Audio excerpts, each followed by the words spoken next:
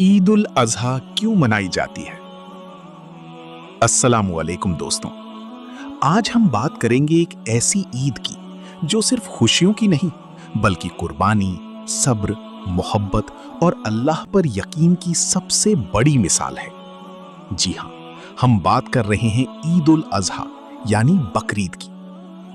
दोस्तों, हर साल जब ये ईद आती है तो हर तरफ रौनक दिखाई देती है। नए कपड़े, मस्जिदों में नमाज, लोगों के चेहरों पर मुस्कान और कुर्बानी का खास एहसास। लेकिन क्या आपने कभी सोचा है कि आखिर ईद उल अजहा मनाई क्यों जाती है?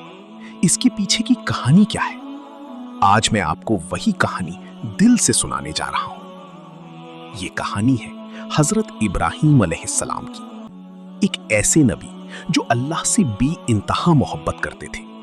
उनकी पूरी जिंदगी अल्लाह की इबादत और इंसानियत की भलाई में गुजरी। लेकिन दोस्तों, उनकी जिंदगी में एक कमी थी, उनके घर औलाद नहीं थी। सालों तक उन्होंने अल्लाह से दुआ की, आंखों में आंसू लेकर फरियाद की और आखिरकार बुजुर्गी की उम्र में अल्लाह ने उन्हें एक प्यारा बेटा अता किया जिसका नाम था हजरत इस्माइल अलैहिस्सलाम।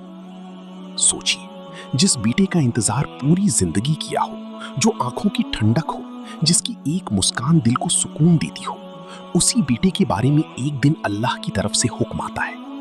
हजरत इब्राहीम ने ख्वाब देखा कि वो अपने बेटे इस्माइल की कुर्बानी दे रहे हैं। अब जरा उस पल को महसूस कीजिए, एक बाप का दिल कितना कांप गया होगा, कैसी उन्होंने रातें बिताई होंगी। लेकिन दोस्तों, ये कोई आम ख्वाब नहीं था, ये अल्लाह का हुक्म था और अल्लाह के नेक बंदे अपने रब के हर हुक्म के आगे सिर झुका देते हैं।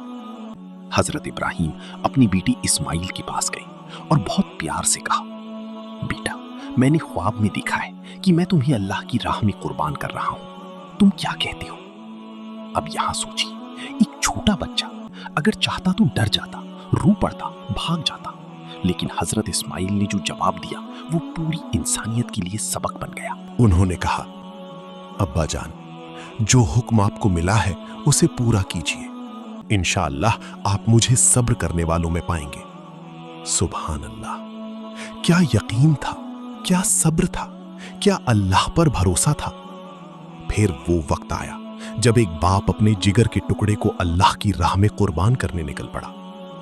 कहा जाता है कि शैतान ने उन्हें बहकाने की बहुत कोशिश की, कभी बाप के दिल में डर डाला, कभी बेटे के मन में डर पैदा करना चाहा, लेकिन दोनों का ईमान इतना मजबूत था कि वो डगमगाए नहीं। और फिर हजरत इब्राहीम ने अपने बेटे की आंखों पर पट्टी बांधी ताकि बाप का दिल कमजोर न पड़ जाए।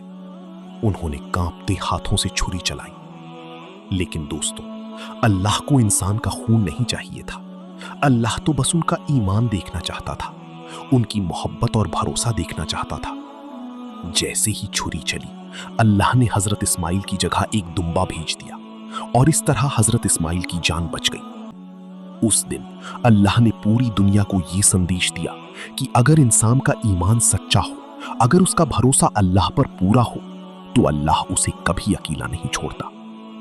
दोस्तों, इसी याद में हर साल ईद उल अजहा मनाई जाती है।